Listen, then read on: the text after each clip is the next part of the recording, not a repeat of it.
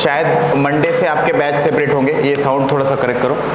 तो दोनों के बीच का, दोनों को काम आने वाला एक टॉपिक ले लेते हैं हम। एनसीईआरटी अगर आप देखोगे, जो कि देखना नहीं है, लास्ट बेंच इधर आ जाओ बेटा, फास्ट। लास्ट बेंच की सभी लड़कियां इस पे आ जाओ, ऐसे जगह खुली नहीं रखते, अपशगुन रहता, बहुत पाप लगता, जल्दी आओ।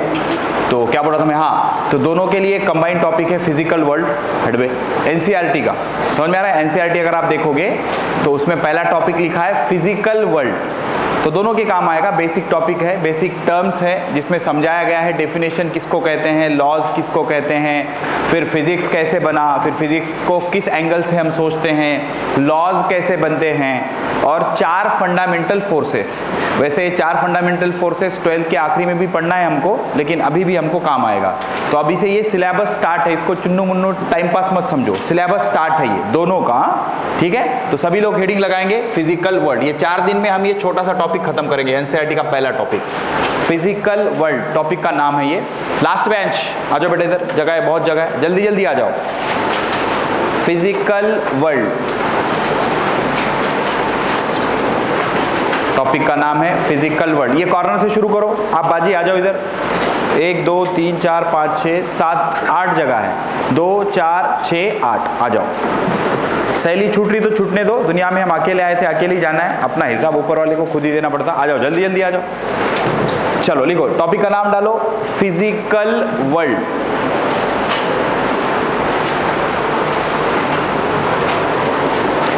बेसिक इंफॉर्मेशन लिखिए। ये जो साइंस वर्ड बना लैटिन वर्ब से बना। वो जो होता है ना वर्ब, एडजेक्टिव, अंग्रेजी का मास्टर पढ़ाता है, बस उसको ही समझ में आता, अपने को कुछ समझ में नहीं आता। समझ में आ रहा है? तो ये लैटिन वर्ब साइंसिया से बना है, जिसका मतलब होता है टू नो, इंफॉर्मेशन, इल्म, विज्ञान। ये जो साइंस वर्ड बना लैटिन वर्ब से, जिसका मतलब होता है टू नो, नॉलेज। ठीक है ना? साइंस का मतलब क्या होता है? नॉलेज। उर्दू में या अरबी में इसको इल्म कहते हैं, अरबिक में इल्म कहेंगे, संस्कृत में विज्ञान कहेंगे। ओके, तो लिखते चलते हैं, लिखो। द वर्ड साइंस इज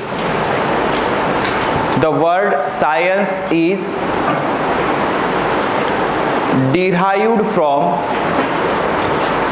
इधर फैन लगाओ रे, थोड़े बच्चे वाले वो भी चल जाते। Okay, the word science is derived from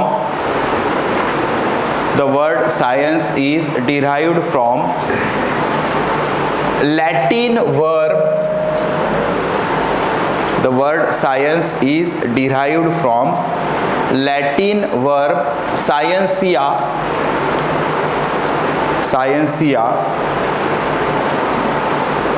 It means double inverted comma में लिखो to know, full stop. Next line. अब आप तो सेमी इंग्लिश सीबीएसई के बच्चे हो, लेकिन हमारे टाइम पे साइंस को विज्ञान कहते थे, विज्ञान पढ़ते थे हम उसको ऐसे ये, लेकिन विज्ञान है एक्चुअली में वो। ठीक है, साइंस था ही नहीं पहले, विज्ञान बोलते थे हम उसको। ठीक है ना? लिखो फिर। इन संस्कृत इट मीन्स, संस्कृत बहुत अच्छी लैंग्वेज है, पढ़ना चाहिए। और अगर आपका एमबीबीएस में नंबर नहीं लगता, बीएमएस में जाते हो तो संस्कृत बड़ी काम आती। मेरा भी संस्कृत ही था 8, 9, 10। Okay, in Sanskrit it means विज्ञान, VIGJNAN, विज्ञान ऐसे लग रहा हो, लेकिन विज्ञान, अंग्रेजी तो आती होगी आपको। इन संस्कृत इट मीन्स विज्ञान। इन अरेबिक इट मीन्स इल्म, होता है ना, इल्म हासिल करो, किसका वो नहीं पता। ओके, इल्म, इन अरेबिक इट मीन्स इल्म, full stop. Commonly its meaning is knowledge. Commonly its meaning is knowledge. Basic चीजें हैं। डन? टाइट बैठो बेटा, टाइट बैठो, बुड्ढे मत बनो अभी से। क्लियर है? वो हम एक जगह घूम रहे थे, वहां पे एक बूढ़ा इंसान था, तो इंसान के बजाय टीचर बोलेंगे, एक बूढ़ा टीचर लगभग 50 से 55 साल का था। उसके हाथ पे ना टैटू बना था ऐसे, वो टैटू पे जो लिखा था वो मेरे को बड़ा इंटरेस्टिंग लगा, समझ में? तो यहाँ पे क्या लिखा था उसके, 18 year old till I die, मतलब मैं मरने तक 18 साल का हूँ। तो सालों अभी से बुढ़े हो गए तुम, जरा नौजवान के जैसा दिखो। ओके, ये ऐसे सीरियस शक्ल बना के बैठे जैसे इधर नरेंद्र मोदी साहब आके अब स्पीच देंगे जीडीपी के बारे में, इंडियन डीजीपी जीडीपी क्या पता नहीं बहुत ऊपर। अबे थोड़ा सा मुस्कुराओ, लखनऊ में तुम। ओके, बात समझ में आ रही? चलो देखो, जो यहाँ तक क्या क्या क्लियर किया हमने, जो साइंस वर्ड बना 10th के बाद आपके पास 3 ऑप्शन होते हैं, साइंस कॉमर्स आर्ट, उसमें का जो साइंस वर्ड बना लैटिन वर्ब से बना जिसका मतलब होता है साइंसिया। साइंसिया को हमने अंग्रेजी में क्या बोला, to know, information, knowledge. Arabic में क्या होता है, इल्म, और संस्कृत में क्या होता है, विज्ञान। ठीक है, अच्छा अब देखो बेटा, जो भी थ्योरी बनती है ना उसमें क्या क्या स्टेप्स होते हैं, बड़े इंटरेस्टिंग है। मतलब ये जो हम पढ़ते हैं ना, न्यूटन्स लॉ ऑफ ग्रेविटेशन, हम तो एक दिन में पढ़ते हैं, लेकिन 10, 12, 15 साल का वो जो काम होता है उन्होंने कैसे बनाया होगा, वो कैसे बनता है, कोई भी लॉ, कोई भी थ्योरी कैसे बनती है, चाहे फिजिक्स की हो, केमिस्ट्री की हो, बायोलॉजी की हो, उसके स्टेप्स बताए गए।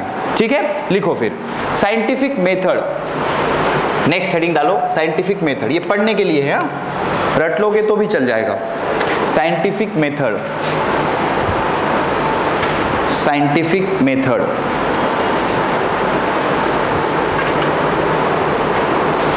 अब सवाल ये आता है कि साइंटिफिक मेथड मतलब साइंस में जब कोई भी चीज लिखी जाती है वो कैसे बनती है। जैसे चैप्टर्स बने, चैप्टर्स के बाद मान लो कोई लॉ बना, या किसी ने कोई थ्योरी दी, जैसे वो होती है ना तुम्हारी थ्योरी, वो क्या, कौन सा साइंटिस्ट था वो, उन्होंने क्रॉसिंग मेंडल्स थ्योरी, पता नहीं क्या, बटाने का झाड़, गांजर घोटे का, वो मिक्स करके कुछ क्या।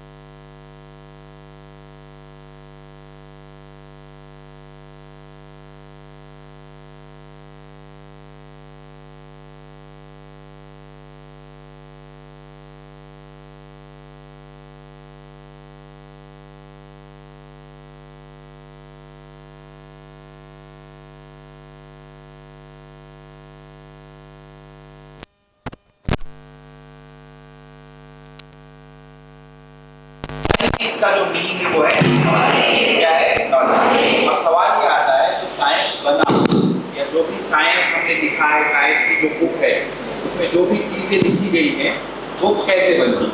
ठीक है, तो इसके जो स्टेप्स होते हैं, जनरल स्टेप्स जो अपने डेली लाइफ में भी यूज होते हैं। जैसे मैं आपको एक किस्सा सुनाता हूं, चलो। तो क्या हुआ एक बार, हाँ ऐसा आवाज आना चाहिए, खन खन। मैं ना मेरे भाई के लिए लड़की देखने गया हूँ, रिलेट होती चीजें, जैसे मतलब थ्योरी कैसे बनती देखो। तो अब लड़की देखने गए तो वहां से 60-70 किलोमीटर हमारे गांव से दूर एक गांव है, वहां गए हम, नाम नहीं बताऊंगा मैं, अदरवाइज फिर कुछ और ही हो जाएगा। तो गए, अब मैं छोटा भाई था।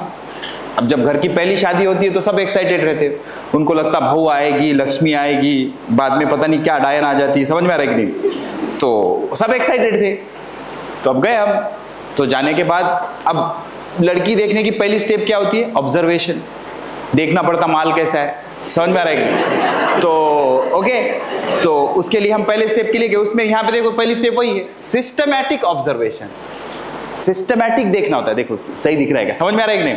तो पहली स्टेप क्या है इसकी, सिस्टमैटिक ऑब्जर्वेशन। तो जैसे लड़की देखने के लिए पहले ऑब्जर्वेशन करना पड़ता, वैसे ही साइंस में जो थ्योरी बनती है उसके लिए पहले क्या करना पड़ेगा, ऑब्जर्वेशन। बस चीजें अलग अलग है। जैसे न्यूटन ने थ्योरी देखी तो उसने एप्पल देखा, और हम लड़की देखने गए तो पता नहीं क्या क्या देखा, समझ में आ रहा है कि नहीं? ओके, तो थ्योरी बनते वक्त पहली स्टेप क्या है? सिस्टमैटिक ऑब्जर्वेशन, मतलब चीजों को हमें ऑब्जर्व करना पड़ेगा।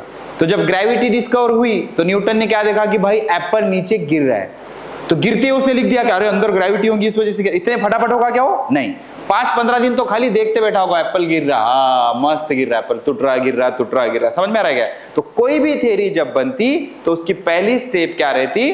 सिस्टमैटिक ऑब्जर्वेशन, मतलब उसको फुर्सत से ढंग से देखना पड़ेगा, वरना फिर 3 बार कुबुले कुबुले कुबुले बोलता तो माल वापस नहीं होता। समझ में आ रहा है? फिर मालिक अपने माल की गारंटी खुद रखे। Okay, no guarantee no warranty, replacement warranty तो बिल्कुल नहीं रहती। समझ में आ रहा है? ऐसा रहता तो मैं तो अभी तक क्या क्या रिप्लेस कर देता। समझ में आ रहा है कि नहीं? तो ऐसा कुछ भी रहता क्या उधर? नहीं रहता। समझ में आ रहा है? तो पहले ही देख लो भाई क्या क्या है तुम्हारा, देख लो। ओके, तो पहले स्टेप में क्या होगा? Systematic observation.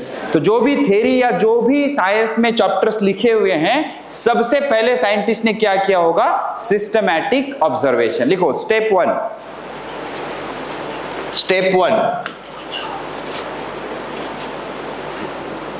Systematic observation.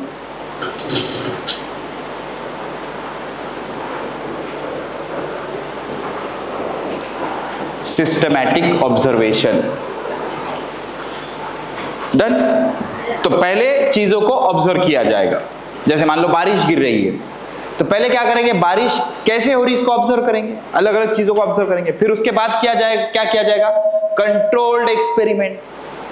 मतलब अब लड़की के केस में एक्सपेरिमेंट नहीं जमते, जूते से मारते हैं, वो नहीं चलता। तो यहाँ पे एप्पल गिर रहा तो ये लोग क्या करेंगे? पत्थर गिरा के देखेंगे, पत्थर के बाद प्लास्टिक की कोई चीज गिरा के देखेंगे, प्लास्टिक के बाद किसी इंसान को ढकल के देखेंगे नीचे। समझ में आ रहा है कि नहीं? तो अलग अलग चीजों को गिरा के देखेंगे, मतलब ये क्या करेंगे? फिर अलग अलग क्या करेंगे? एक्सपेरिमेंट करके देखेंगे, और उसमें क्या क्या पॉसिबिलिटीज है वो देखेंगे। तो सेकंड स्टेप क्या होगी? Controlled experiment. लिखो नंबर 2, स्टेप 2 कंट्रोल्ड एक्सपेरिमेंट। अच्छा, कंट्रोल्ड क्यों लिखा होगा? मतलब मान लो कि पेड़ से एप्पल टूट के गिर रहा है, अब आप चले गए 100 फ्लोर की बिल्डिंग पे और ऊपर से इंसान को ढकल रहे हो, तो ये कंट्रोल्ड एक्सपेरिमेंट है क्या? नहीं यार, वो मर जाएगा तुम्हारे एक्सपेरिमेंट के चक्कर में। ओके, उसकी शादी भी नहीं होगी अभी तक। समझ में आ रहा है कि नहीं? तो एक्सपेरिमेंट कैसे होने चाहिए? कंट्रोल, मतलब इससे नेचर को, खुद को और सोसाइटी को कोई हार्म नहीं होना चाहिए, जो नुकसान नहीं होना चाहिए। अच्छा, ये ठीक है, लेकिन मान लो तुम क्या कर रहे हो? Law of conservation of momentum पढ़ रहे हो, तो उसमें क्या है? बॉम्ब एक्सप्लोजन है। अब तुम क्या बोले? मेरे को सर मोमेंटम का लॉ पढ़ना है। तुम चले गए अफगानिस्तान, वहां से एटॉमिक बॉम्ब उठा के लेके आए, सिलगा रहे हो यहाँ पे। अबे कोचिंग उड़ जाएगा ना अपना, कोचिंग का छोड़ो, गांव ही उड़ जाएगा अपना। बात समझ में आ रही है? तो एक्सपेरिमेंट कैसे होने चाहिए? कंट्रोल्ड होने चाहिए, मतलब उससे कोई हार्म होना चाहिए क्या? नहीं। तो पहले तुमने क्या किया? ऑब्जर्व किया। फिर उसके बाद सेकंड क्या हो गया? Controlled experiment. ठीक है, अब हमने ऑब्जर्व किया तो भाई देखो एप्पल नीचे गिर रहा है, फिर एप्पल के जगह हमने एप्पल को थोड़ा और ऊपर से नीचे गिरा के देखा, नीचे से गिरा के देखा, नीचे से ऊपर फेंक के देखा, तो इसको क्या बोलेंगे? कंट्रोल्ड एक्सपेरिमेंट्स बोलेंगे। अब कंट्रोल्ड एक्सपेरिमेंट के बाद हमको कुछ कंक्लूजन देना होगा, रीजन बताना होगा कि भाई एप्पल नीचे क्यों गिर रहा है। ये पहले अंदाजे से फेंकम फाकी चलेगी, नीचे क्यों गिर रहा है, ऊपर क्यों नहीं जा रहा है। तो स्टेप 3 को क्या बोलेंगे? ध्यान से सुने, दोनों वर्ड इंपॉर्टेंट है, क्वालिटेटिव एंड क्वांटिटेटिव। दोनों वर्ड समझाता हूं मैं आपको, क्वालिटेटिव एंड क्वांटिटेटिव।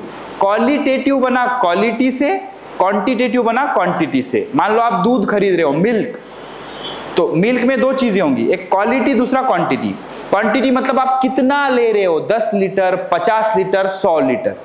तो ये 100, 50, 10, ये क्या हो गया? क्वांटिटी। एंड क्वालिटी मतलब कैसा दूध ले रहे हो। समझ में आ रहा है? कितना उसके अंदर पानी है, कितना दूध है, क्या प्योर दूध है, क्या प्योर पानी है। समझ में आ रहा है? इसको क्या बोलेंगे? क्वालिटी। तो 2 तरह की रीजनिंग होती है, कौन सी? क्वालिटेटिव और क्वांटिटेटिव। क्वालिटेटिव और क्वांटिटेटिव। तो स्टेप 3 क्या होगी? क्वालिटेटिव एंड क्वांटिटेटिव रीजनिंग, मतलब रीजन बताना होगा उससे रिलेटेड, जो भी तुमने ऑब्जर्व किया, अलग अलग एक्सपेरिमेंट किए, तो तुमको कुछ रीजन बताने होंगे। बात समझ में आ रही है? लिखो step number 3, quantitative and qualitative reasoning. Qualitative या क्वांटिटेटिव, या क्वांटिटेटिव या क्वालिटेटिव रीजनिंग, कुछ भी चलेगा, कोई दिक्कत नहीं।